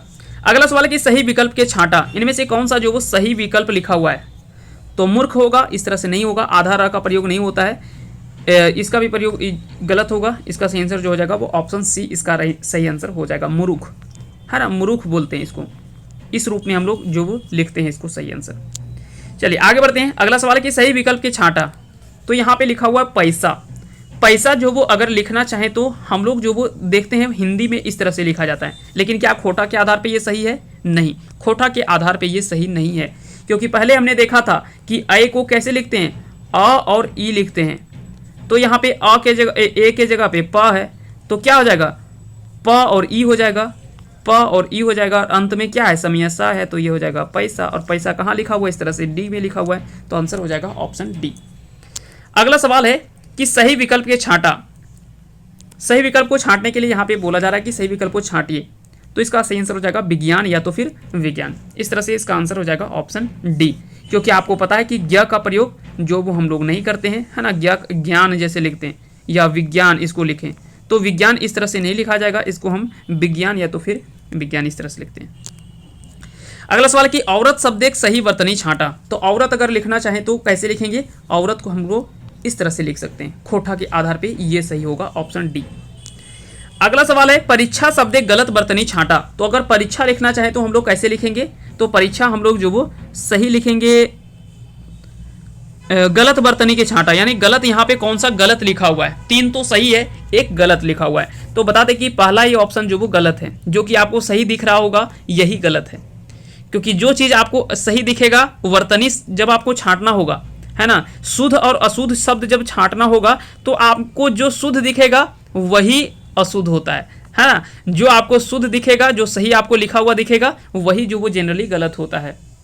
जैसे विज्ञान दे दे तो विज्ञान पहला ही ऑप्शन आपको ऐसे मिलेगा, तो बोलिएगा ये तो गलत नहीं होगा, ये तो सही लिखल है, लेकिन पता चला यही गलत है, क्योंकि व का प्रयोग ब के रूप में होता है खोठा में, ज्ञ का प्रयोग होता नहीं है। तो ये चीज़ें को आपको ध्यान रखना है ना। आगे बढ़ते हैं, तो इसका आंसर क्या हो जाएगा, ऑप्शन ए जो वो गलत है, बाकी तीनों ये सही है। अगला सवाल पे आते हैं, गलत विकल्प के छांटा। इनमें से कौन सा विकल्प जो वो गलत है। तो यहाँ पे देखिए गलत जो वो पहला ही है, चौड़ा, यानी औ का प्रयोग जो वो खोठा में नहीं होता है, इसके जगह पे अ और उ का प्रयोग होता है। तो अगर चौड़ा लिखना हो तो कैसे लिखेंगे, च उ डमेडा, चौड़ा, है ना, तो ऐसे हम लोग जो वो लिखेंगे, ना कि ऐसे। तो ये जो वो गलत है, सही इसका जो वो इस तरह से होगा। बाकी के 3 ऑप्शन जो वो सही है, ऋण, दक्षिण या दक्षिण और ऋषि। ऐसा नहीं कि ऋषि आप लोग ऐसे लिख दीजिएगा, ये जो वो गलत है, क्योंकि री का प्रयोग भी नहीं होता है, स का प्रयोग भी इसका प्रयोग नहीं होता है ना। चलिए अगला सवाल है कि गलत विकल्प के छांटा। इनमें से कौन सा जो वो गलत विकल्प है, 3 तो सही है, 1 गलत है। तो स्वर्ण रेखा आपको दिख रहा है, ये जो वो गलत है, क्योंकि इस न का प्रयोग नहीं होता है, मूर्धन्य का प्रयोग नहीं होता है, दंत न का प्रयोग होता है। तो यहाँ पे शोभरन रेखा या तो है ना, इसका ऐसे लिखा जाता है, शोभरन रेखा। ऐसे अगर लिखना चाहे तो शुद्ध रूप में ऐसे लिखा जाता है खोठा के आधार पे, ठीक है, तो ये आपको ध्यान रखना है। आगे बढ़ते हैं, आते हैं अगले सवाल पे। आधा आधा स्वर का भी प्रयोग जो वो खोठा में बहुत कम दिखने को मिलता है, तो ये भी चीज़ें आपको याद रखने हैं, है ना। बाकी 3 ऊपर के ऑप्शन सही है, प्यार, बच्छर और मौध। मधु को खोठा में जो है ना मौध लिखल जाए, और यहाँ पे मध्य स्वरागम की स्थिति देखने को मिल रहा है, जो कि ऊ है। चलिए आगे बढ़ते हैं, आते हैं अगले सवाल पे। गलत विकल्प के छांटा। तो इनमें से कौन सा जो वो गलत विकल्प है, तो वजह, ये तो वही पहला ही ऑप्शन आपको दिख रहा है गलत, क्योंकि इसको ओजह लिखते हैं, ओकिल बोलते हैं, और संस्कृति इस तरह से लिखा जाता है। तो संस्कृति अगर लिखना चाहे तो ऐसे बोलते हैं कि ये तो ऐसे संस्कृति होना चाहिए था, ये गलत है, ये इसका प्रयोग नहीं होगा। वकील जो है वो इस तरह से होता है, लेकिन ये भी गलत है। वकील जो वो ऐसे लिखेंगे हम लोग, शुद्ध रूप ये तीनों है। वजह नहीं लिखा जाता है, वजह के जगह पे ओजह बोलते हैं हम लोग, है ना, ओजह। तो वह जो वो ओ में भी परिवर्तित हो जाता है। याद रखेंगे वह अगर शुरुआत में हो तो वो 2-3 रूप में होता है, एक तो ब होगा या तो फिर ओ के रूप में भी होता है ना। ये दोनों चीज़ें आपको ध्यान रखना है। आते हैं अगले सवाल पे। भक्त से बनल भगत शब्द कैसन साड़ा परिवर्तन भयल है। तो देखिए पहला यहाँ पे भक्त है, तो यहाँ पे पहले क का प्रयोग हुआ था, लेकिन क से क्या हुआ, ग में परिवर्तित हो गया। तो क, ख, ग, घ और अंगा। अब देखिए क से क्या हुआ, ग में परिवर्तित हो गया, यहाँ पे भगत बन गया और सही ये लिखा जा रहा है। तो यहाँ पे आपको याद रखना है 2-3 चीज। क्या याद रखना है जी, पहला, तीसरा और पांचवा हमने बोला था अल्प प्राण है, तो पहला और तीसरा पांचवा ये तीनों तो सेम है, तो इसमें तो अल्प प्राण और महाप्राण का कोई कंसेप्ट नहीं लगने वाला है। तो यहाँ पे फिर क्या आ सकता है, एक हमने बताया था कि पहला और दूसरा जो होता है वो अघोष होता है, पहला और दूसरा जो होता है वो अघोष होता है, ये हमने बताया था। और तीसरा, चौथा, पांचवा जो होता है ये क्या होता है, घोष होता है, ये क्या होता है, घोष होता है। अब आपको ध्यान क्या देना है कि जिससे परिवर्तन जिसमें हुआ हो, जिसमें परिवर्तन हुआ हो, तो देखिए यहाँ पे अघोष से घोष में परिवर्तन हुआ है, तो बाद में जिसमें परिवर्तन हुआ हो वही कहलाता है, तो यहाँ पे घोषीकरण हो जाएगा। क्या हो जाएगा, घोषीकरण हो जाएगा। लेकिन अगर ग से अगर कहीं क में आता या तो घ से ख में आता, यानी इधर से तीसरा, चौथा, पांचवा से अगर पहला दूसरा में आता तो उसे अघोषीकरण कहेंगे। तो यहां से अगर इधर आता तो इसे हम कहते हैं अघोषीकरण, और पहला दूसरा से इधर जा रहा है तो इसे हम कहेंगे घोषीकरण। ठीक है, तो ये दोनों चीजों को आपको ध्यान रखना है, यहां से आप अच्छे से इस चीज को आप ध्यान से याद रखेंगे। तो इसका आंसर क्या हो जाएगा जी, ऑप्शन बी इसका राइट आंसर हो जाएगा, क्योंकि यहाँ पे क से जो वो ग में हुआ है, यानी अघोष से घोष की ओर जा रहा है, अघोष से घोष की ओर आ रहा है, तो उसे हम घोषीकरण कहेंगे, यानी जिसमें परिवर्तित हुआ है। क्लियर हो गया, तो इसका आंसर हो जाएगा ऑप्शन बी। अगला सवाल है कि सख्त से सक्कत बनल शब्द कौन साड़ा परिवर्तन भेल है। यहाँ पे परिवर्तन होगा, है ना। चलिए कोई बात नहीं, थोड़ा बहुत गलती होता है, कभी कभी टाइपिंग में एरर कुछ देखने को मिल सकता है, लेकिन हम लोग जो वो सुधारने का प्रयास करेंगे जहां तक होगा। अब यहाँ पे ख था, ख से परिवर्तित हो गया क में। अब फिर हम लोग देखेंगे कि यहाँ पे अघोष और घोष का तो कंसेप्ट यहाँ पे नहीं काम आ रहा है, क्योंकि पहला और दूसरा दोनों जो वो क्या होता है, अघोष होता है, तो दूसरा से पहला में आ रहा है, तो ये घोष और अघोष में तो परिवर्तित नहीं होगा। यहाँ पे कंसेप्ट आने वाला है अल्प प्राण और महाप्राण का, क्योंकि पहला, तीसरा, पांचवा और दूसरा और चौथा ये आपको पता है। तो दूसरा से क्या है कि महाप्राण से अल्प प्राण की ओर आ रहा है, महाप्राण से अल्प प्राण की ओर परिवर्तित हो रहा है, इसे हम क्या कहेंगे, अल्प प्राणीकरण कहेंगे। क्या कहेंगे, अल्प प्राणीकरण कहेंगे, क्योंकि महाप्राण से अल्प प्राण की ओर परिवर्तित हो रहा है, साड़ा परिवर्तन हो रहा है ना। तो इसका आंसर हो जाएगा ऑप्शन सी। अगला सवाल है कि गलत विकल्प के छाटा, इनमें से कौन सा जो वो विकल्प जो वो गलत है। जोगिंदर सही है, नारायण सही है, प्रकाश सही है, आशीष जो गलत है, क्योंकि ना ही तालव्य श का प्रयोग होता है, ना ही मूर्धन्य श का प्रयोग होता है, यहाँ पे केवल दंत श का प्रयोग होता है, इसलिए ये जो वो गलत होगा। अगले सवाल पे आते हैं। अगला सवाल कि सही विकल्प के छाटा, तो सही विकल्प इनमें से कौन सा है। शब्द जो गलत है, वर्णन ये भी गलत है, संस्कृति भी गलत है, बुद्ध ये सही है, ऑप्शन डी इसका सही आंसर हो जाएगा। अगला सवाल है कि गलत विकल्प के छाटा, तो एतवार, सोमवार और मंगर ये तीनों तो सही है, लेकिन शनिवार ये गलत है, इसको हम क्या लिखेंगे, शनिचर बोलेंगे। क्या बोलेंगे, शनिचर, शनिचर, है ना। तो शनिचर इस तरह से लिखेंगे। अगर शनिवार को लिखना हो तो शनिचर हम लोग बोलेंगे, क्योंकि तालव्य श का प्रयोग नहीं होता है, इसके जगह पे हम लोग दंत श का प्रयोग करते हैं। न का प्रयोग होता है, व तो खोठा में ब के रूप में होता है परिवर्तित, लेकिन हम लोग खोठा में शनिचर बोलते हैं। शनिचर, एतवार, सोमवार, मंगर, बुध, बृहस्पति, है ना, शुक्र, शनिचर, है ना। तो इस तरह से हम लोग जो वो बोलते हैं, आपको याद रखना है। एकर में कौन सा सही नाय है, इनमें से कौन सा जो वो सही नहीं है। परिणाम, कारण, शिक्षा या शिक्षा। ये तीनों तो सही दिख रहा है, लेकिन क्षमता ये गलत है, क्योंकि संयोगी छ इसका प्रयोग जो वो खोटा में नहीं होता है। क्षमता लिखना हो तो या तो हम लोग लिखेंगे खेमता, खेमता, या तो फिर इसे हम इस तरह से लिखेंगे क्षमता। तो छ का प्रयोग हम लोग करते हैं, लेकिन इस छ का प्रयोग नहीं करते हैं, है ना। तो ये आपको ध्यान रखना है। अगला सवाल है कि गलत विकल्प के छांटा, इनमें से कौन सा जो विकल्प जो वो गलत है। संज्ञा या संज्ञा, ये ठीक है। प्रयोग गलत है, प्रयोग इस तरह से नहीं लिख रहा है, इसको हम लिखना हो तो परजोग। क्या लिखते हैं? परजोग बोलते हैं, प्रयोग नहीं। जग, ये भी सही है। यज्ञ नहीं बोलते हैं, यज्ञ ये गलत होगा। ज्ञान, ज्ञान इस तरह से नहीं लिखते हैं, है ना। ज्ञान ये भी गलत है। ज्ञान हम लोग लिखना हो ज्ञान या तो फिर ज्ञान। और संज्ञा तो है ही सही, है ना, क्योंकि संज्ञा इस तरह से नहीं होता है। खोटा में संज्ञा जो वो इस तरह से गलत होता है। तो ये सारी चीज़ें आपको ध्यान रखना है। अगले सवाल पे आते हैं। एकर में कौन घोषीकरण के सही प्रत्यय ना है? इनमें से कौन सा जो वो घोषीकरण के सही प्रत्यय ना है? तो घोषीकरण का सही एग्जाम्पल इनमें से कौन सा नहीं बताया जा रहा है। अब देखिए घोषीकरण क्या हुआ जी, तो पहला दूसरा से तीसरा चौथा पांचवा में परिवर्तित, पहला दूसरा से तीसरा चौथा पांचवा में परिवर्तित होता है, तो वो क्या कहलाता है? घोषीकरण कहलाता है।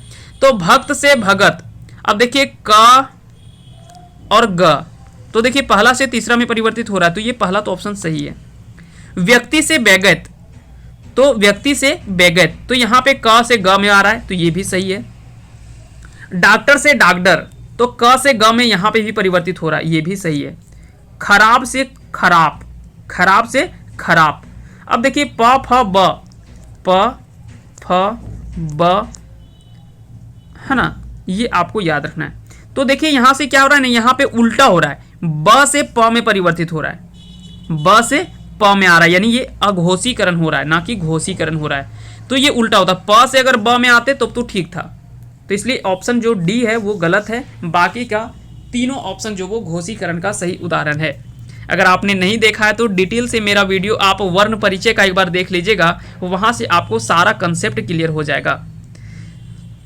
एकर में कौन अघोषीकरण के सही प्रत्यय ना है? तो अघोषीकरण का सही एग्जाम्पल कौन सा नहीं है? अब देखिए यहां से बोला जा रहा है कि पहला दूसरा और तीसरा चौथा पांचवा, तीसरा चौथा पांचवा वर्ण से अगर पहला दूसरा में परिवर्तित हो रहा है तो वो जो वो अघोषीकरण कहलाएगा। यानी घोष वर्ण से अघोष की ओर परिवर्तित होना वही अघोषीकरण कहलाता है। जैसे है किताब और किताब, तो देखिए प फ ब, प फ ब, तो देखिए ब से किस में चेंज हुआ? किताब था, किताब से किताब हो गया, यानी प में परिवर्तित हो गया, तो ये ब से प में आ गया, ये तो बिल्कुल सही है। मदद से मदद, तो द से त में परिवर्तित हुआ। तो ये सारी चीजें आपको ध्यान रखना है। यहाँ पे जो इसका सही आंसर जो हो जाएगा वो हो जाएगा ऑप्शन सी, यानी व्यक्ति से व्यगत, क्योंकि क से ग में परिवर्तित हो रहा है और पहला से तीसरा में वो आ रहा है, तो ये अघोषीकरण नहीं, ये घोषीकरण हो रहा है। बाकी के तीनों ऑप्शन जो है ये तीनों जो वो अघोष का है, जबकि ऑप्शन सी जो वो गलत है। ऑप्शन सी में घोषीकरण का ये उदाहरण है। ठीक है, आगे बढ़ते हैं। खोटक विशिष्ट साड़ा कौन टा हक है? सही विकल्प के छांटा।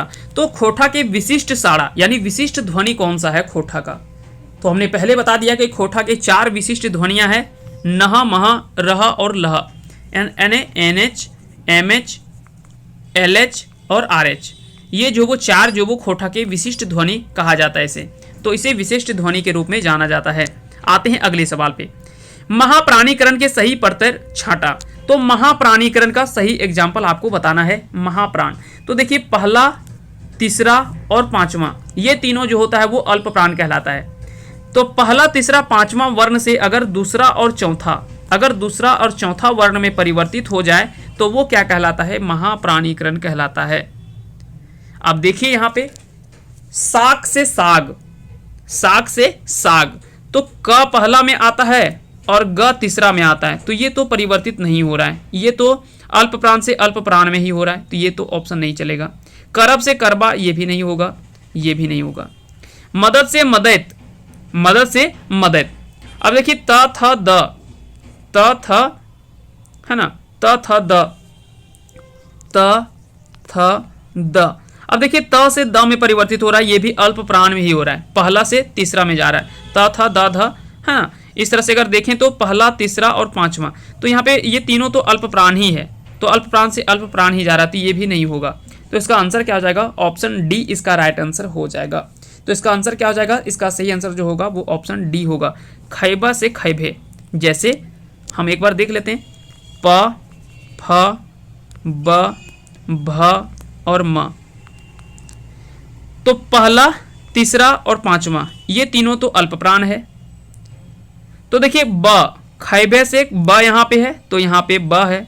अब ब से क्या हुआ? भ में परिवर्तित हो गया। और आप देख लीजिए दूसरा, चौथा जो वो महाप्राण है, तो अल्प प्राण से महाप्राण की ओर जा रहा है ना, बिल्कुल, तो परिवर्तित हो रहा है, इसलिए आंसर जो हो जाएगा वो ऑप्शन डी इसका सही आंसर हो जाएगा।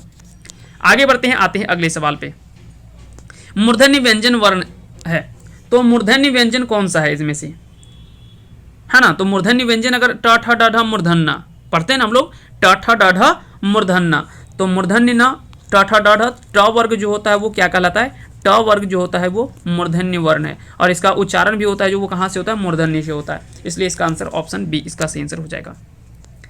थोड़ा सा आपका ये वीडियो लेट जरूर हो रहा है, थोड़ा सा बढ़ रहा है, लेकिन आप एक बार इसको वीडियो को आप देख लीजिएगा तो उसके बाद आपको कभी दिक्कत नहीं होगा। और जिसको लगता है कि ये वीडियो थोड़ा स्लो है तो आप स्पीड भी बढ़ा करके चाहें तो देख सकते हैं, लेकिन याद रखिएगा कि एक बार आप ऐसा देख लीजिए ताकि आपको बार बार देखने की आवश्यकता नहीं पड़े इस वीडियो को।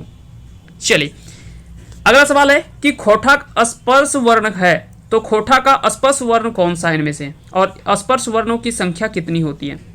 स्पर्श वर्णों की संख्या जो वो खोठा में कितने होते हैं, इसका आंसर आपको बताना है कि खोठा के कुल स्पर्श वर्ण कितने हैं, ये आपको बताना है। तो बता दें कि इसका जो सही आंसर होगा, है ना, स्पर्श वर्णों की संख्या, इनमें से क्या हो जाएगा जी? तो इसका सही आंसर हो जाएगा ऑप्शन सी, यानी 23 हो जाएगा। 23। अब यहाँ पे सवाल उठ रहा है कि आखिर में 23 कैसे होगा? चलिए हम आपको गिनवा देते हैं कैसे होगा, हम आपको गिनवा दे रहे हैं। क, ख, ग और घ, इसमें से 4 होगा। च, छ में 5 होगा, च, छ, ज, झ और इया। ट, ठ में आपको याद रखना है, ट, ठ, ड और ढ, ये 4 होगा। त, थ, द और ध और न, यहाँ पे 5 होगा। उसके बाद प, फ, ब, भ, म, प, फ, ब, भ, म हो जाएगा, यहाँ पे 5 हो जाएगा। प, फ, ब, भ और म। चलिए आप गिन लीजिए, 4 और 5 9 और 4 13, 13 और 5 18, 18 और 5 23 हो गया। तो ये 23 जो होता है वो क्या कहलाता है जी? ये सभी स्पर्श वर्ण होता है खोठा का। तो आपको ध्यान रखना है, कोई भी चीज़ हम आपको केवल सिर्फ बता करके नहीं बढ़ रहे हैं, आपको साथ ही साथ उसका एग्जाम्पल भी हम आपको देते जा रहे हैं ताकि आप चीज़ों को अच्छे से समझ पाएँ। ये खोठा के जितने भी, ये सभी खोठा के स्पर्श वर्ण कहलाते हैं। और इसकी संख्या कितनी है? इसकी संख्या जो वो 23 है। क्लियर हो गया? आगे बढ़ते हैं। अगला सवाल कि व्यंजन वर्ण के खोठाएं कहल जा है, तो व्यंजन वर्ण को खोठा में क्या कहा जाता है? तो व्यंजन वर्ण को खोठा में निभरगर कहा जाता है। क्या कहा जाता है? निभरगर कहा जाता है। तो इसका याद रखेंगे, इसका आंसर जो हो जाएगा वो ऑप्शन बी इसका राइट आंसर हो जाएगा। अगला सवाल है कि स्पर्श वर्ण केकरा कहल जा है। स्पर्श वर्ण केकरा कहल जा है, तो स्पर्श वर्ण अगर बात करें कि हम किसे कहते हैं, स्पर्श वर्ण आखिर में हम कहते किसे हैं, तो बता दें कि जो पांचों वर्गें, है ना, पांचों वर्गें आवे वाला वर्ण के जो वो क्या कहा जाता है? स्पर्श वर्ण कहा जाता है। ठीक है, तो याद रखेंगे, ऐसे भी सवाल आपसे पूछे जाते हैं कि स्पर्श वर्ण हम किसे कहते हैं, तो पांचों वर्गे आवे वाला वर्ण के क्या कहल जाए? ओकरा स्पर्श वर्ण कहल जाए। जैसे अभी हमने बताया था, क, ख, ग, घ, च, छ, ज, झ, इया, ट, ठ, ड, ढ, है ना, त, थ, द, ध, दंत, न, तो वो सभी जो वो स्पर्श वर्णों की संख्या होती है। चलिए आगे बढ़ते हैं, आते हैं अगले सवाल पे। खोठाएं उष्म वर्ण कौन सा है? तो खोठा में उष्म वर्ण कौन सा है? तो उष्म वर्ण के बारे में हमने पहले बता दिया है आपको कि स और ह, ये जो होता है वो सभी उष्म वर्ण होते हैं। जैसे श हो गया, ये सभी जो वो उष्म वर्ण है ना, खोठा के ये सभी क्या है? उष्म वर्ण के अंतर्गत आता है। तो याद रखेंगे, इसका आंसर जो हो जाएगा ऑप्शन डी इसका राइट आंसर हो जाएगा। भाषा साधन है, तो भाषा जो वो किसकी साधन है? भाषा जो वो अभिव्यक्ति की साधन है। क्या है? अभिव्यक्ति की साधन है। इसका आंसर हो ऑप्शन सी इसका सही आंसर हो जाएगा। भाषा शुद्ध रूपे के ज्ञान ककर से हबो है, तो भाषा का शुद्ध रूप का ज्ञान जो वो किससे होता है? अगर भाषा जो वो शुद्ध रूप में अगर हमको लिखना हो तो हमें कहाँ से पता चलता है? तो व्याकरण से ही हमें जो वो भाषा शुद्ध रूप लिखने का ज्ञान जो वो हमें होता है। जब तक हम किसी भाषा के व्याकरण से परिचित नहीं होंगे तब तक उस भाषा में हम लोग बहुत अच्छे नहीं हो पाएंगे। इसलिए आपको याद रखना कि किसी भी भाषा को पढ़ने के पहले उसके व्याकरण को आपको अच्छे से जानना आवश्यक होता है। इसलिए इसका आंसर जो है वो ऑप्शन डी हो जाएगा। अगला सवाल है कि स्वतंत्र रूप से बोलल जाए वाला वर्ण के कहल जाए। स्वतंत्र रूप से बोलल जाए वाला वर्ण के की कहल जाए। जो स्वतंत्र रूप से बोला जाता है उसे क्या कहा जाता है? तो उसे हम लोग कहते हैं स्वर कहते हैं। क्या कहते हैं? स्वर कहते हैं। जैसे अ, है ना, अ हो गया, ई हो गया, है ना, ये सभी जो होता है, ऊ हो गया, ये सभी जो वो स्वर जो होते हैं वो क्या है? स्वतंत्र रूप से बोलने जाने वाले वर्ण होते हैं। तो इसका आंसर हो जाएगा ऑप्शन ए। आर्य भाषा परिवार की भाषा है। इनमें से कौन सी भाषा जो वो आर्य भाषा परिवार से है? इनमें से कौन सी भाषा जो वो आर्य परिवार से संबंधित भाषा है? तो इसका आंसर आपको बताना है। इसका आंसर क्या हो जाएगा जी? खोटा। खोटा जो वो आर्य भाषा परिवार से है ना। ये सभी आपको पता है कि खोटा जो वो आर्य भाषा परिवार से। अगर बात करें कि झारखंड में मुख्य रूप से 3 भाषा परिवार के बारे में हम लोग चर्चा करते हैं, है ना, जिसमें से खोटा जो आता है वो आर्य भाषा परिवार के अंतर्गत आता है। चलिए आगे बढ़ते हैं। साथ ही साथ आपको 2-3 चीज़ आपको यहाँ पे याद भी रखना होता है। इसके बारे में हम लोग आगे बात करेंगे, है ना। इसके बारे में हम डिटेल बात करेंगे कि किस भाषा परिवार से कौन सी भाषा आती है। इसके बारे में हम लोग आगे चर्चा करेंगे, है ना। आग्नेय भाषा परिवार की भाषा है। इनमें से कौन सी भाषा जो वो आग्नेय भाषा परिवार से संबंधित है? तो बता दें कि संथाली और मुंडारी। संथाली और मुंडारी ये दोनों भाषा जो वो आग्नेय परिवार से संबंधित है। ठीक है, ये तो आपको समझ में आ गया। कुड़ुख जो है वो किससे संबंधित है? ये द्रविड़ भाषा परिवार से संबंधित है। ये द्रविड़ भाषा परिवार से संबंधित है। जबकि नागपुरी और कुरमाली, खोरठा और पंच परगनिया, ये 4 आपको याद रखना है। पंच परगनिया, है ना। तो ये आपको याद रखना है। ये सभी 4 भाषा जो है ये किस भाषा परिवार से है जी? तो आर्य भाषा परिवार से है, या तो इसे सदानी भाषा भी कहा जाता है। इसे सदानी भाषा भी कहा जाता है, या तो इसे आर्य भाषा परिवार के अंतर्गत हम रखते हैं। तो ये 3 भाषा परिवार आपको याद रखना है। एक आग्नेय भाषा परिवार, एक हो गया द्रविड़ भाषा परिवार, और एक आपको याद रखना है आग्नेय भाषा परिवार, है ना। जैसे आस्ट्रिक, हम लोग जो इसको आस्ट्रिक बोलते हैं, आस्ट्रिक भी भाषा के अंतर्गत आता है, द्रविड़ भी आता है और आर्य आता है। तो आर्य भाषा परिवार के अंतर्गत खोटा आता है। ये सभी आस्ट्रिक भाषा परिवार के अंतर्गत आता है। आग्नेय भाषा परिवार जो है ना, ये सभी आस्ट्रिक भाषा परिवार के अंतर्गत आता है। जबकि द्रविड़ भाषा परिवार के अंतर्गत कुड़ुख जो होता है, कुड़ुख और माल्टो जो कि सौरिया और महाल पहाड़िया की भाषा है, वो सभी जो आता है वो द्रविड़ भाषा परिवार के अंतर्गत आता है। ये सारी चीज़ें आपको ध्यान रखना है। जबकि सदानी भाषा हमने पहले बता दिया, खोटा, कुरमाली, नागपुरी और पंच परगनिया, ये 4 भाषा जो वो आता है वो आपका सदानी भाषा के अंतर्गत आता है। क्लियर हो गया। आगे बढ़ते हैं, आते हैं अगले सवालों पे। अगला सवाल है कि क्षेत्र विशेष में बोलल जाए वाला भाषा कहल जाए। तो क्षेत्र विशेष में बोलल जाए वाला भाषा के की कहल जाए? तो क्षेत्र विशेष में बोली जाने वाली भाषा को हम बोली कहते हैं, जिसके बारे में हम लोगों ने पहले चर्चा कर लिया कि जो छोटा क्षेत्र में बोला जाने वाला भाषा होता है उसको बोली कहा जाता है। उसका थोड़ा विस्तार होता है तो उपभाषा कहलाता है, उससे और अधिक विकसित होता है तो वो भाषा कहलाता है। तो ये सारी बातें हमने पहले चर्चा कर लिया है इसके बारे में। खोटा भाषा खातिर एखन सबले उपयुक्त लिपि कौन सा है? तो खोटा भाषा के लिए जो भी जिस लिपि का प्रयोग हम लोग करते हैं वो देवनागरी लिपि है ना। देवनागरी लिपि, और इसी लिपि में हिंदी भी लिखा जाता है। हिंदी संस्कृत की भाषा, ये लिपि यही है, देवनागरी लिपि ही है। इसलिए हिंदी से काफ़ी मिलता जुलता हम लोगों का जो वो ग्रामर जो होता है वो काफ़ी ज़्यादा मिलता जुलता है हिंदी से। तो ये सारी बातें आपको ध्यान रखना है। आते हैं अगले सवाल पे। खोटा भाषाएं केकर प्रभाव है? तो खोटा भाषा में जो वो किसका प्रभाव देखने को मिलता है? खोटा भाषा में प्रभाव की बात करें तो यहाँ पे बंगला, उड़िया, मगही, मैथिली, ये सभी का प्रयोग जो वो यहाँ पे इसका प्रभाव जो वो देखने को मिलता है खोटा में, है ना। क्योंकि हम लोग देखते हैं कि उधर बंगाल का क्षेत्र जो होता है वहाँ पे बंगला का प्रभाव देखने को मिलता है। जो उड़ीसा क्षेत्र है वहाँ पे उड़िया का प्रभाव मिलता है। जो बिहारी का क्षेत्र, बिहार का जो क्षेत्र हम लोग का कवर करता है वहाँ पे मगही और मैथिली का जो प्रभाव खोटा में देखने को मिलता है। तो इस प्रकार से देखा जाए तो ये सभी का प्रभाव जो वो खोटा भाषा में नजर आता है। आगे बढ़ते हैं, आते हैं अगले सवाल पे। खोटाएं हिंदी वर्णमाला कई गो स्वर लेल गेल है? तो खोटाएं जो वो हिंदी वर्णमाला से कई गो स्वर लियल गेल है?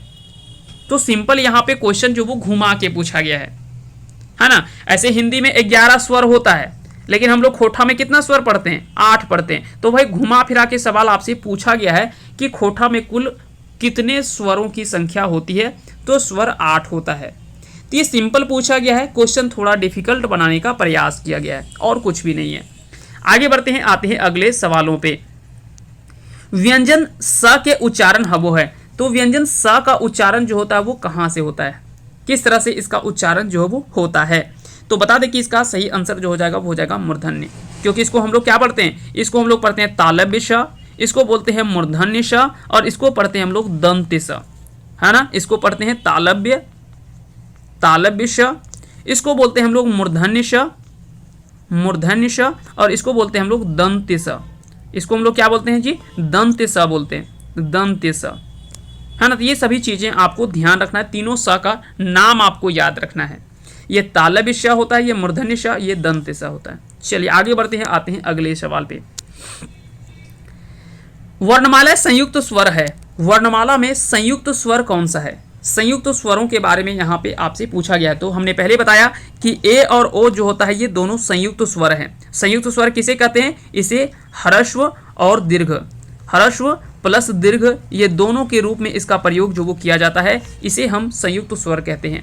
इसका आंसर हो जाएगा ऑप्शन डी। जबकि ह्रस्व स्वर में हमने देखा था अ, ई और उ, ये तीनों जो वो ह्रस्व स्वर है, जबकि दीर्घ ई और दीर्घ उ, ये तीनों जो वो दीर्घ स्वर हैं। ये दोनों भी हमने देखा था, और ये दोनों जो वो संयुक्त स्वर हैं। तो 3 3 6 और 2 8, ये 8 वर्ण 8 स्वर हैं खोटा में, और 8 स्वरों के बारे में हमने चर्चा कर लिया है। अगला सवाल कि भाषा ककर देन है, भाषा किसकी देन है। तो अगर इसका सही आंसर आपको बताना हो तो इसका आंसर हो जाएगा भाषा जो वो सभ्यता की देन है। किसकी देन है जो, तो सभ्यता की देन है। तो इसका आंसर हो जाएगा ऑप्शन ए, इसका राइट आंसर हो जाएगा। य र ल स व कैसन साड़ा हक है, ये सभी जो वो किस तरह की ध्वनि है, क्योंकि ध्वनि को ही हम लोग साड़ा बोलते हैं। तो यहाँ पे आप कंफ्यूज नहीं कीजिएगा, कहीं पे ध्वनि शब्द का प्रयोग किया गया है, ज़्यादा जगह पे साड़ा शब्द का प्रयोग जो वो किया गया है यहाँ पे। तो इसका आंसर जो हो जाएगा वो हो जाएगा, एक तो होता है अल्प प्राण और दूसरा है अघोष। ये दोनों रूप में इसका प्रयोग जो वो किया जाता है, ठीक है। अल्प प्राण के रूप में और अघोष के रूप में जो वो प्रयोग किया जाता है, य र ल तालव्य श और व का। जैसे अगर देखा जाए तो य र ल और व, और तालव्य श तो हम लोग यहाँ पे इसका प्रयोग करते हैं। तो यहाँ पे देखा जाए तो यहाँ पे दो तरह से प्रयोग हो रहा है, एक तो अल्प प्राण के रूप में और एक अघोष के रूप में, है ना। इन दोनों को जोड़ेंगे तो ये अघोष के रूप में प्रयोग हो रहा है, फिर इसको देखेंगे तो अल्प प्राण के रूप में हो रहा है। तो इस तरह से चीज़ों को आपको ध्यान रखना है। आगे बढ़ते हैं, आते हैं अगले सवाल पे। अगला सवाल है कि ये सभी जो वो कैसन साड़ा हक है, तालव्य श, मूर्धन्य श, दंत श और ह, ये किस तरह की साड़ा है, यानी किस तरह की ध्वनि है। तो इसका जो सही आंसर हो जाएगा वो हो जाएगा ऑप्शन डी, इसका सही आंसर हो जाएगा, यानी बी और सी, महाप्राण और अघोष। महाप्राण और अघोष के रूप में जो वो इसका प्रयोग जो वो किया जाता है। गलत विकल्प या छांटा, इनमें से कौन सा जो विकल्प जो वो गलत है। तो पता है कि परिणाम ये सही है, परिणाम ऐसे तो इस तरह से देखने को मिलता है, लेकिन ये गलत है। खोटा के अनुसार से ये परिणाम इस तरह से होता है। ईश्वर इस तरह से नहीं होता है ना, ईश्वर ये भी गलत है। खोटा में ईश्वर हम लोग इसी तरह से लिखते हैं। उम्र ये गलत है, उम्र खोटा में इस तरह से नहीं, इसको हम उमैर लिखते हैं, उमैर, है ना, खोटा में इस तरह से लिखते हैं। जबकि स्कूल या स्कूल ये तो सही है। तो ये तीनों ऑप्शन सही है, ऑप्शन ए सी जो वो गलत है। बाकी के ऊपर के तीनों ऑप्शन जो दिख रहे हैं आपको, परिणाम, ईश्वर और स्कूल, स्कूल ऐसे नहीं, है ना, स्कूल ऐसे हम लोग लिखते हैं, लेकिन ये गलत है। खोटा में हम लोग स्कूल इस तरह से लिखते हैं, स्कूल, है ना, आधा सा नहीं, इसके जगह पे पूरा प्रयोग करते हैं, है ना, स्कूल का। झारखंडे कते भाषा परिवारिक भाषा बोलल जाए, तो झारखंडे कितने भाषा परिवार की में भाषा जो वो बोला जाता है। तो इसके बारे में पहले हमने बता दिया कि 3 भाषा परिवार हम लोग बात करते हैं। कौन कौन सा जी, तो एक हम लोग बात करते हैं ऑस्ट्रिक भाषा परिवार, एक हम लोग बात करते हैं द्रविड़, एक हम लोग बात करते हैं द्रविड़, और तीसरा हम लोग बात करते हैं आर्य, है ना। ये 3 हम लोग भाषा परिवार के बारे में चर्चा करते हैं। आर्य भाषा परिवार में खोटा, मुंडारी ने खोटा, नागपुरी, है ना, खोटा, नागपुरी, कुरमाली और पंचपरगनिया। इसमें 4 हम लोग बात करते हैं मुख्य रूप में। द्रविड़ भाषा में हम लोग पहले बता दिए कि कुडुख और माल्टो ये दोनों भाषा परिवार जो वो इसके अंतर्गत आता है, द्रविड़ भाषा परिवार के अंतर्गत आता है। जबकि अन्य जो भी जनजातीय भाषा हैं, संथाली हो, मुंडारी हो ये सभी भाषा जो है ना, ये सभी जो वो आता है ऑस्ट्रिक भाषा परिवार के अंतर्गत आता है। ठीक है, आगे बढ़ते हैं, आते हैं अगले सवालों पे। एके झा खोटा के कौन रकमेक भाषा मानल हत? तो एके झा जी ने खोटा को जो वो किस भाषा के रूप में वो माने हैं? तो इन्होंने जो वो खोटा को अनार्य भाषा के रूप में माना है, अनार्य भाषा के रूप में इन्होंने माना है एके झा जी ने। अगला सवाल है कि खोटा खरोष्ठी से बनल है, ई बात के कहल है? तो खोटा शब्द का प्रयोग जो किया गया है वो खरोष्ठी शब्द से आया है। यह बात जो वो किन्होंने कहा है? तो यह बात जो वो एके झा जी के द्वारा बोला गया है। एके झा जी के द्वारा बोला गया कि खोटा शब्द का प्रयोग जो वो, खोटा शब्द जो आया है यह खरोष्ठी शब्द से आया है ना। खोटा शब्द जो आया वो खरोष्ठी शब्द से ही आया हुआ है। ये शब्दावली की बात की जा रही है, यहाँ पे भाषा के बारे में आपको नहीं बोला जा रहा है ना। ये शब्दावली के बारे में पूछा गया है। सदानी भाषा परिवार के भीतर कौन भाषा नाय है? तो सदानी भाषा परिवार के अंतर्गत कौन सी भाषा नहीं है? तो सदानी भाषा में हमने 4 बोला था। एक आपको हमने बोला खोटा, एक हमने बोला आपको नागपुरी, एक हमने बोला एक हमने क्या बोला? एक हमने बोला कुरमाली, और एक हमने बोला पंचपरगनिया है ना। ये एक हमने बोला पंचपरगनिया। अब देख लीजिए इसमें से कौन सी भाषा एक नहीं दिख रहा है? तो खोटा तो है, कुरमाली है, नागपुरी है, कुडुख नहीं है। कुडुख जो वो द्रविड़ भाषा परिवार के अंतर्गत आता है, इसके जगह पे एक पंचपरगनिया आएगा, है ना। तो ये 4 भाषा जो वो सदानी भाषा परिवार के अंतर्गत आता है। आगे बढ़ते हैं, आते हैं अगले सवाल पे। खोटा भाषा के विकास में केकर प्रभाव पावल जा है? खोटा भाषा के विकास में किसका प्रभाव जो वो देखने को मिलता है? तो खोटा भाषा का जब विकास के बारे में बात करें तो ये प्रकृति से जुड़े हुए शब्दों के बारे में आपको देख रहे होंगे, जैसे हवा का चलना, झरझर, सरसर जैसा शब्द आपको देखने को मिलता है। मागधी अपभ्रंश से भी यह प्रभावित है, और जनजातीय भाषा का भी यहाँ पे प्रभाव देखने को मिलता है। इसलिए कह सकते हैं कि ये सभी का प्रभाव जो वो खोटा भाषा में देखने को मिलता है। ठीक है, तो थोड़ा बहुत प्रभाव लगभग सभी का जो वो यहाँ पे प्रकृति का भी, मागधी अपभ्रंश का भी और जनजातीय भाषा का भी प्रयोग जो वो देखने का मिलता है। इन सभी का प्रभाव जो वो खोटा भाषा में नजर आता है। तो इसका आंसर हो जाएगा ऑप्शन डी। अगला सवाल है, सही विकल्प के छांटा इनमें से कौन सा जो वो सही विकल्प है? संतोष, शत्रु और व्याकुल, ये सभी सही है। ऐसे आपको लिखना होता तो संतोष ऐसे लिखा जाता है, तो देखिए इस सा का प्रयोग नहीं होता, इसलिए ये गलत है।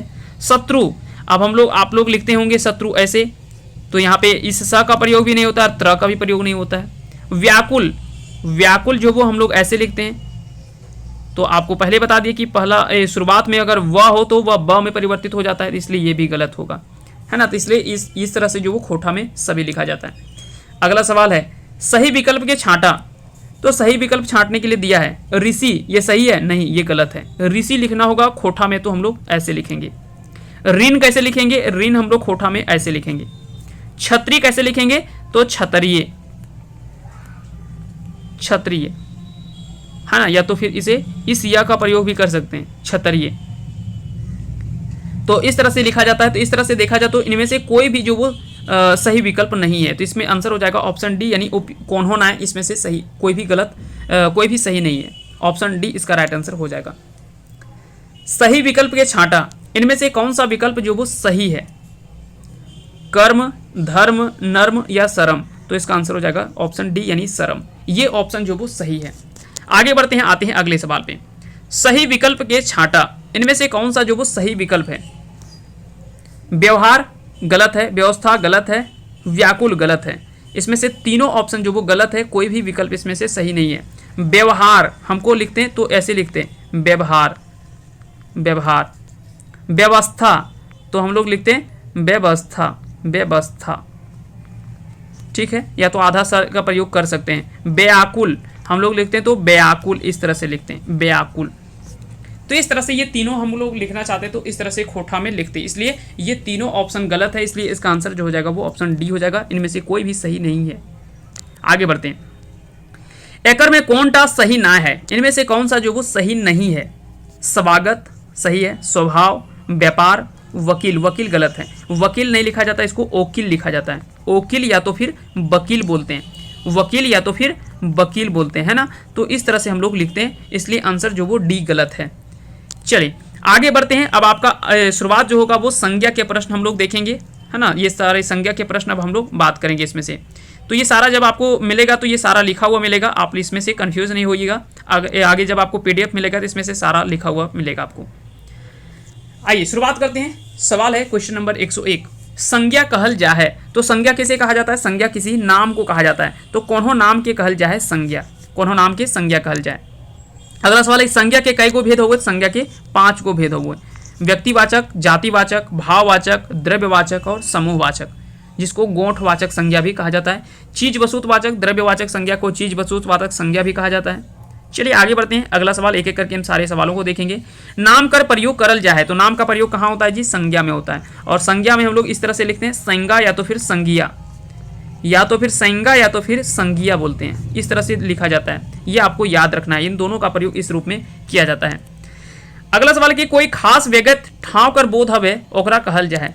जो खास व्यक्ति, किसी खास व्यक्ति या किसी खास जगह के बारे में चर्चा आए तो वो व्यक्तिवाचक संज्ञा कहलाता है। उसे व्यगतवाचक संज्ञा या तो व्यगतवाचक संज्ञा भी कहा जाता है ना। व्यगतवाचक संज्ञा या व्यक्तिवाचक संज्ञा उसे कहा जाता है ना, जिसको हम क्या कहते हैं? व्यक्तिवाचक संज्ञा कहते हैं, व्यक्तिवाचक संज्ञा।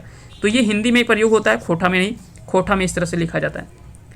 अगला सवाल है व्यगतवाचक संज्ञा के प्रत्यय बतावा। इनमें से कौन सा जो व्यक्तिवाचक संज्ञा का उदाहरण है? पानी क्या है जी? पानी तो द्रव्यवाचक संज्ञा है, ये द्रव्यवाचक संज्ञा है। सोना क्या है? ये भी द्रव्यवाचक संज्ञा है। नदी क्या है? ये जातिवाचक संज्ञा है। नदी क्या है? जातिवाचक संज्ञा है, क्योंकि ये समस्त जाति का बोध करा रहा है। जबकि राम यहाँ पे क्या है? किसी एक पार्टिकुलर व्यक्ति का नाम यहाँ पे चर्चा आ रहा है, इसलिए ये जो होगा वो व्यक्तिवाचक संज्ञा होगा। इसलिए इसका आंसर जो हो जाएगा वो ऑप्शन सी जो वो सही आंसर हो जाएगा। पारसनाथ कौन रकम में संज्ञा लगे? तो देखिए यहाँ पे अगर पूछता कि पहाड़ कौन संज्ञा लगे, तो पहाड़ जो वो जातिवाचक संज्ञा होता, पहाड़ जो है वो जातिवाचक संज्ञा है। लेकिन अगर किसी व्यक्तिगत पहाड़ यानी व्यक्तिगत स्थान के बारे में चर्चा करें, किसी व्यक्तिगत नाम के बारे में बात करें, तो वो व्यक्तिवाचक संज्ञा के अंतर्गत आएगा। तो व्यगतवाचक संज्ञा हो जाएगा इसका आंसर। दामोदर कौन रकम में संज्ञा लागे? दामोदर जो वो कौन रकम में संज्ञा लागे? तो दामोदर जो वो व्यगतवाचक संज्ञा है, यानी व्यक्तिवाचक संज्ञा के अंतर्गत आएगा। इसलिए इसका आंसर जो वो ऑप्शन ए इसका सही आंसर हो जाएगा। आगे बढ़ते हैं अगले सवाल पे। अगला सवाल है कि एकर में कौन व्यगतवाचक संज्ञा नाय लगे? इनमें से कौन सा जो व्यगतवाचक संज्ञा नाय लगे? तो तितकी पत्रिका व्यक्तिवाचक संज्ञा है। बराकर ये व्यक्तिगत नदी के बारे में चर्चा किया जा रहा है। रांची व्यक्तिगत कह सकते हैं कि स्थल के बारे में चर्चा आ रहा है। जबकि पर्वत जो है ये जातिवाचक संज्ञा है। क्या है? ये जातिवाचक संज्ञा है, ये जातिवाचक संज्ञा है, ना कि व्यक्तिवाचक संज्ञा। आगे बढ़ते हैं अगला सवाल पे। एशिया, भारत, रांची, मैथन डैम, हिंद महासागर सभी कौन संज्ञा लागे? अब देखिए यहाँ पे इस चीज को आपको ध्यान से देखना है और ध्यान से समझिएगा इन चीजों को। कई लोग बोलेंगे कि या तो कुछ जातिवाचक संज्ञा होता नहीं, जैसे अगर बोले कि महाद्वीप तो एशिया, यूरोप, दक्षिण अमेरिका, एशिया, तो ये सभी जो वो व्यक्तिवाचक संज्ञा होगा। लेकिन अगर बोलता है कि महाद्वीप क्या है, तो महाद्वीप जो वो जातिवाचक संज्ञा है। देश अगर बोलता कि देश क्या है, तो देश जातिवाचक संज्ञा है। लेकिन कोई देश के बारे में बता दे, भारत, रूस, अमेरिका, चीन, है ना, नीदरलैंड, और भी कई सारे देश हैं जो भी है, पाकिस्तान हो गया, अफगानिस्तान हो गया, जो भी देश हैं, ये सभी देश जो हो गए वो व्यक्तिवाचक संज्ञा हो जाएंगे। लेकिन अगर सिर्फ बोलते कि देश क्या है, तो ये जातिवाचक संज्ञा है। रांची अगर बोलता कि जिला, तो जिला क्या है जी? तो जिला यहाँ पे पता नहीं चल रहा है, ये जातिवाचक संज्ञा, क्योंकि यहाँ समस्त जिला का बोध करा रहा है। लेकिन रांची बोलते तो व्यक्तिवाचक संज्ञा होगा। अगर बोलता कि डैम क्या है, डैम क्या है,